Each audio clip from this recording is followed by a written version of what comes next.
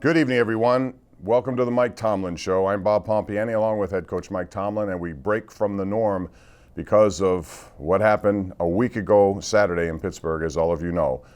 Senseless violence that took the lives of so many Pittsburghers, and it hit Mike Tomlin hard because it's right there in your own community. And Coach, I don't know what words you can use to express the feelings that people have felt, but I'd just like to get your overall thoughts about what happened and the response to what happened.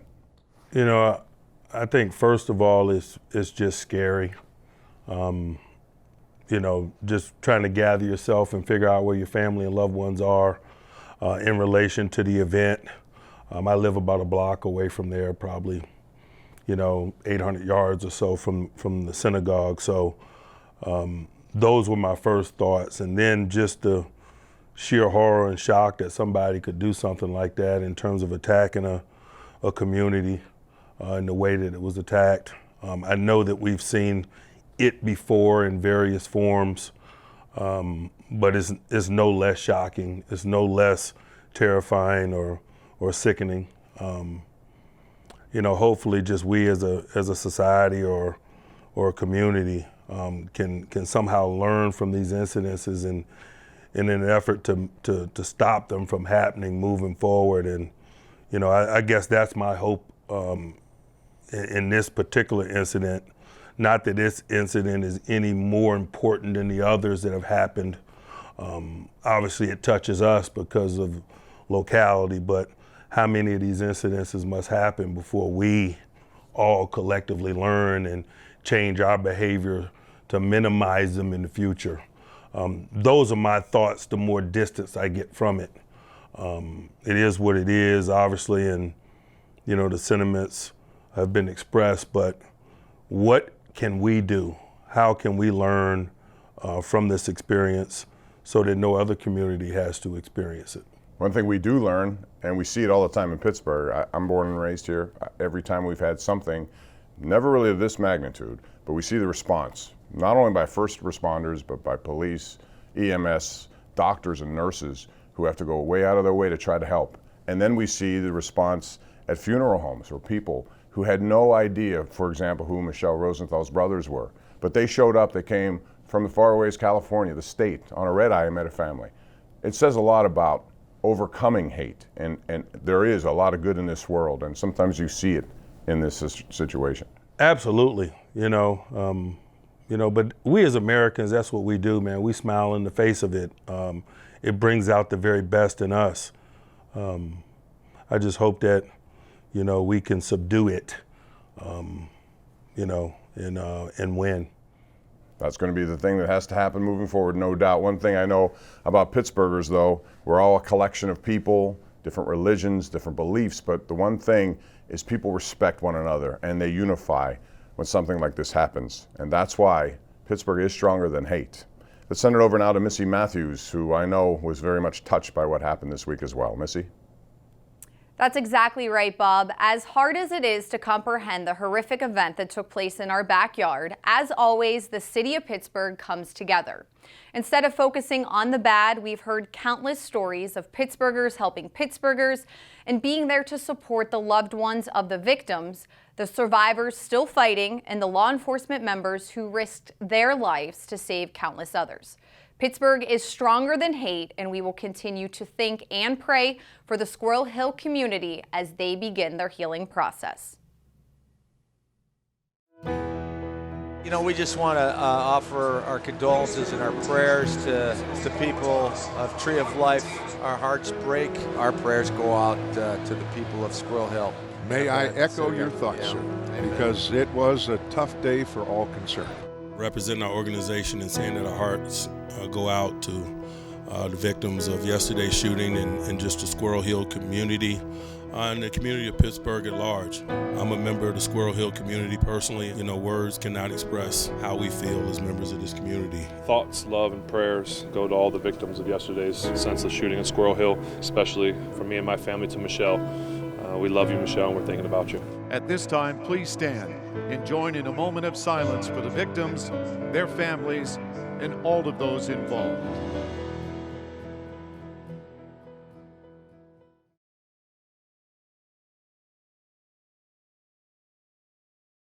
The Steelers' official mobile app brings your game day experience to a whole new level. The app features a new game center full of stats, drive charts, and video highlights.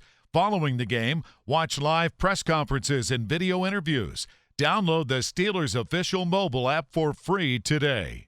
The Mike Tomlin Show is presented by 84 Lumber. Last Sunday, Heinz Field was full of heavy hearts just one day after the tragic events that took place in Squirrel Hill. The team used the opportunity to embody the strength of the city on the field, and our neighbors to the northwest in Cleveland showed our city's support leading up to kickoff, but the Browns were looking to notch their first win against the Steelers in over 4 years. There were rumors leading into the game the Browns head coach Hugh Jackson's job was on thin ice, and unfortunately for Jackson, Coach Mike Tomlin knows a thing or two about ending the tenure of Cleveland Brown head coaches. Before Sunday, 5 Browns head coaches were fired after losing to Tomlin, and after Sunday, Jackson became number 6. Let's head back over to Bob and Coach to talk about the win. Missy, thanks very much. What a week it was for the Steelers. Not only did they get back into first place the week before, but now 4-2-1 with another good opportunity coming up. We'll talk about the Ravens in a bit, but first, Coach, let's talk about Cleveland. Kind of a slow start, and I know you want to eradicate those kind of situations, but boy, picked up steam in the second quarter after the missed field goal. It seemed like you guys took the game right away at that point. Yeah, we found our rhythm. It's troublesome that we've had some of these slow starts because they're revealing themselves to us in similar ways. You know, drives are getting stalled by penalties, and we're having a turnover or two at the early portions of the game. And, you know, they're a team on the rise. They got guys growing and developing in roles. Every time we see them, they were very different this time around than from the opener. And so that had something to do with the period of adjustment as well. We were dealing with Baker Mayfield at quarterback and the ramifications of that. Nick Chubb is a featured runner and the ramifications of that. There's been some turnover within that group, and I thought once we got a sense of how they were functioning with that new collection of characters, we were able to go on and play in the manner in which we like. Well, your collection of characters doing pretty well offensively. Let's start with James Conner, just what he's been able to do. And I suppose it's not a surprise anymore. Week after week, he continues to put up Le'Veon Bell-type numbers. Are you surprised anymore, or are you expected now? You know, I'm not surprised by his abilities. I'm surprised and pleasantly surprised and thankful that he's available. You know, the only thing that probably slowed some of this down in 2017 was a myriad of injuries that he dealt with as a young guy. So he's got his health, and his health is allowing him to work day to day. We know that about him and knew that about him in the process, the character of the young man, the will and the work habits of the young man. So his consistent daily health is allowing him to work day to day, and that's what's producing the outcome in stadiums. He takes a blue-collar, no-nonsense approach to practice. He comes in and gets better every day, and he's reaping the benefits of that inside stadiums. Your defense also continues to be, to use your words, arrow up. We saw it in Atlanta, we saw it against Cincinnati, and we saw it in this game as well. What do you like most about what they're doing? And it seems like a lot of pressure making quarterbacks uncomfortable in the pocket. I think one of the things that's allowing us to take form is a division of labor and knowledge of that division of labor and how people fit within that division of labor. It was great to have Morgan Burnett back and work to get some stability in some of our sub-package ball that he's central in. Same thing with LJ Fort. LJ is sub-package linebacker for us that's providing good quality play. He had missed a game or two. It's good to have him back in the fold. Those sub-package defenders, those two along with Mike Hilton, and all three have missed time at one time or another at the early portions of the season for injury and so forth. To have those three guys on the field and on a consistent basis, I really think gives us an opportunity to play good sub ball, and that's what you deal with in today's NFL. The spread football, the possession downs are essentially played in those packages. We got a chance to get off the field when we got our front line guys available to us, and they're gaining the cohesion that comes with being available and the knowledge that comes with getting a sense of how they fit into the big picture. There was a big play by Joe Hayden with an interception, first of the year against his old team. That set up that long drive right before halftime. Then we also saw a safety, which was nice to see, but then what happened afterwards was a little confusion. Is that a teaching moment for you and for the players when it comes to free kicks? You know, you like to call it a teachable moment, but what you'd like to see is it not happen. It was a gaffe on our part. We screwed it up completely. And the shame of it is, boy, we were gaining momentum and had an opportunity to really seize control of the game. And really what we did was put them back in the game. Bad, turned to worse because they were able to put a touchdown on the board after gaining possession of that football. So what seemingly was a swing play really was a swing play, just in the wrong direction. Changes, Hugh Jackson, Todd Haley, both out in Cleveland as Greg Williams takes over as the interim head coach. When we come back, we'll talk about the Ravens, who are a team that really needs a win, coming off a loss last week. They're 4-4. Steelers go down there, a big AFC North game on Sunday on KDKA. We'll talk with Coach Tomlin about that in a minute, but right now let's send it back over to Missy. Thanks so much, Bob, and we have an important programming note for the Mike Tomlin Show. We'll have a brand new edition next week, but it will be airing on Wednesday to get you ready for Thursday Night Football against the Carolina Panthers. The show will air this Wednesday, November 7th, so check your local listings for channel and time. There will not be a new show next Saturday, but we will return with a brand new edition on November 17th. Coming up next tonight, catch the best sights and sounds from the win over the Browns. Hey, 1-on-3, 1-2-3, Let's go! What a catch by Vance McDonald in traffic, and he won't go down. What a moose. Wow. Heinz Field, baby, let's go. This fall, we're hosting a few get-togethers at Heinz Field. Touchdown, Antonio Brown. How did he do that? Here's a big rush, and that is Cam Hayward with yet another. Come on by and join 68,000 of your closest friends. Touchdown, Juju Smith-Schuster. The Steelers win the football game, and what a game. For ticket information, visit Steelers.com.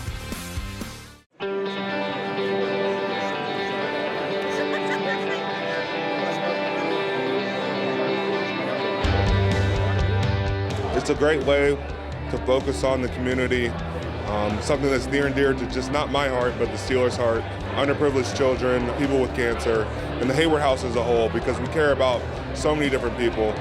I got to learn from guys like Brett Kiesel and Troy Polamalu and Aaron Smith, guys that really cared about their communities and wanted to give back. And, I want my kids to understand that I gave back to my community, and I wanted everything for this community. That's what, being a man of God and being a man who cares about his community does.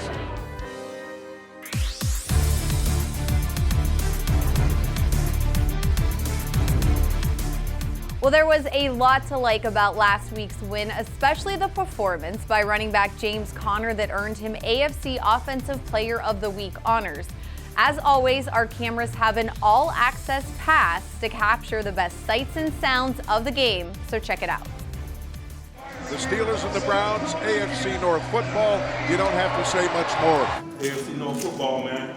Ain't nothing mystical about what happens here. Plays get made by guys in black and gold. You represent today. It's our house. Hey, 1-on-3, 1-2-3, Let's go! Man, it's the division game. We gotta do what we gotta do. These throwback units looking so tough. Big box numbers, man. We out here, old school. Fresh as ever, bring it back, old time, old day. And over the middle, he fakes, throws it down the field, it's caught. Antonio Brown into the end zone. And the Steelers a 43-yard bomb to take the lead. Mayfield throws a long pattern down the near sideline, and it is intercepted. What a job by Joe Hayden. First pick of the year for Hayden. They're going to go for it on 4th and 1. Juju first and goal at the 1. And that is a toss to Antonio Brown for his second touchdown. What great clock management for the Steelers sideline. They basically use all of the clock and they cash in on the second touchdown of the day, Ben to Brown. Let's go! Hey, what a feed! What a feed! Did I tell you that was going to be a touchdown? Get close to get ready. What a catch by Vance McDonald in traffic, and he won't go down. What a moose. Wow. And that's the part of his game that I'm not sure anybody anticipated. His pass-catching skills. Connor's been so good in this department. Play action fake in the end zone. Look out, Mayfield. Holding. We might have a safety here. If that was a hold in the end zone. Absolutely. What a great defensive play. Good job, boys. Good job, Steve. Hey, we stop that run. Keep doing it. Here in the third quarter, Connor, spin move. Connor still going. Connor into Cleveland territory. What a rip. Now that matches his season long, and he shows you everything he's got on this one. Then in the shotgun. Hands it off, and that's Connor turning the right corner. Still on his feet, gets to the end zone. Touchdown, James Conner from 12 yards out. James Conner continues to produce for Pittsburgh. Let's go. Hey.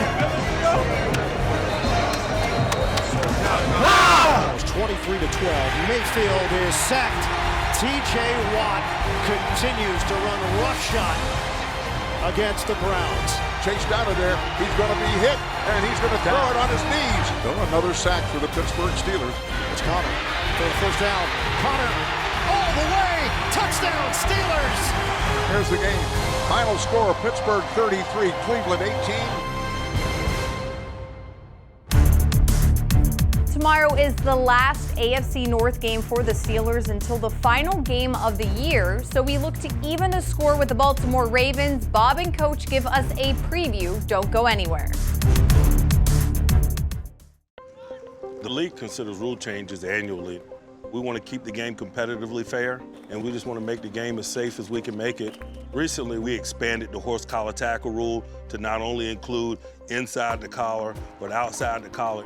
Guys were being injured, so we expanded that rule. You talk to the players about why the rule is being changed, but then you also talk to your coaches about how it might change our instruction. You know, the game is evolving, and it's evolving for the better. Well, it was Christmas, and it was a playoff type of game.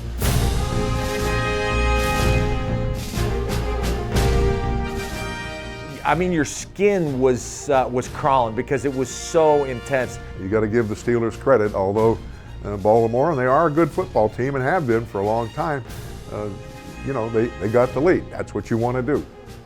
But Ben made sure that that lead didn't stay that way. You know, I was still going, hey, wait a second, we're okay. You know, we've got enough time. Ben's at the helm. He's done it before. He saw Eli, he saw Le'Veon, but then he saw his bread and butter guy. AB would not be caught short. That's not him. Whether it's a first down, whether it's a touchdown, he is supremely aware of where he is. So when he caught that ball, even though there were three guys there was no doubt in my mind that he was going to get in. Number 84 just made an incredible play. The more I look at it, the more incredible it becomes. For him to have the presence of mind to reach across the goal line and bring it back before somebody could make it move.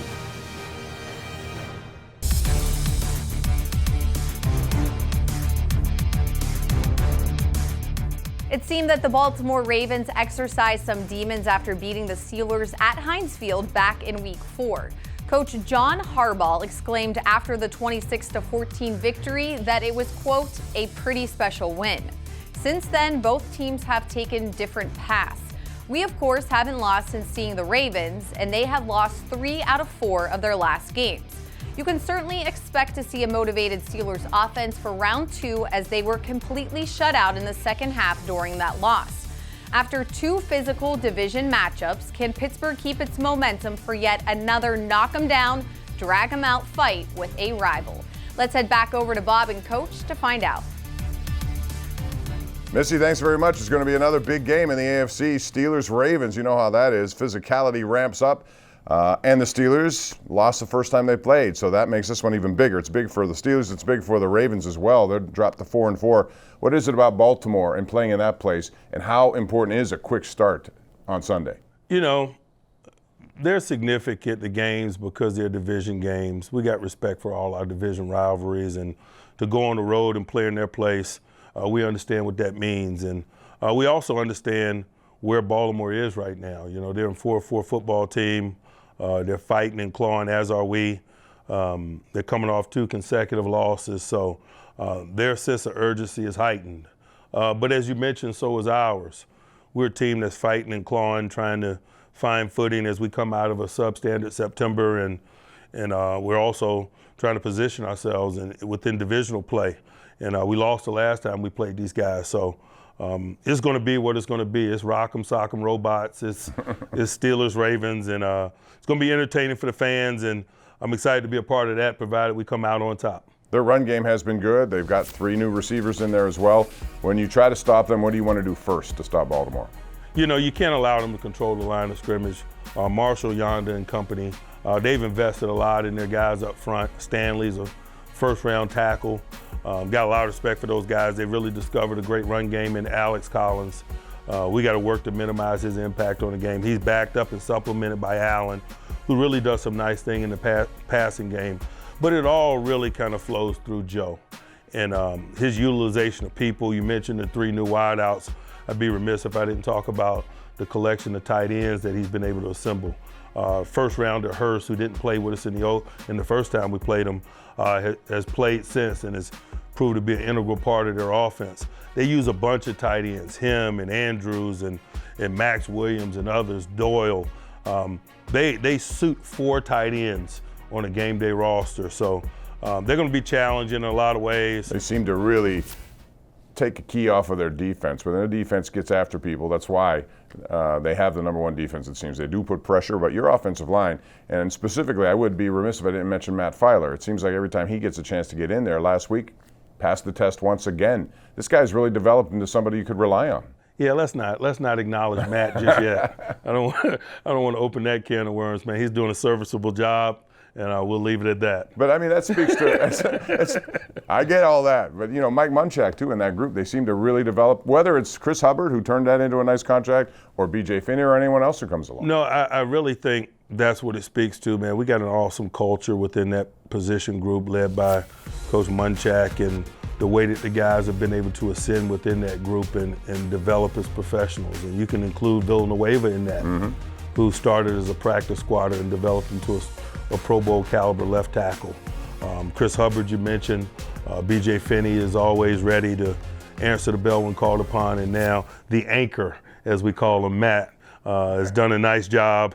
And we expect it to continue. See, now you're contributing to it. You call him the anchor. So now he's going to be looking, I'm the anchor, man. Look out at me. Coach Tomlin, thanks very much. All the best in Baltimore. Thank you. All right, you'll see that game coming up tomorrow, KDK TV, 11:30 a.m. We begin.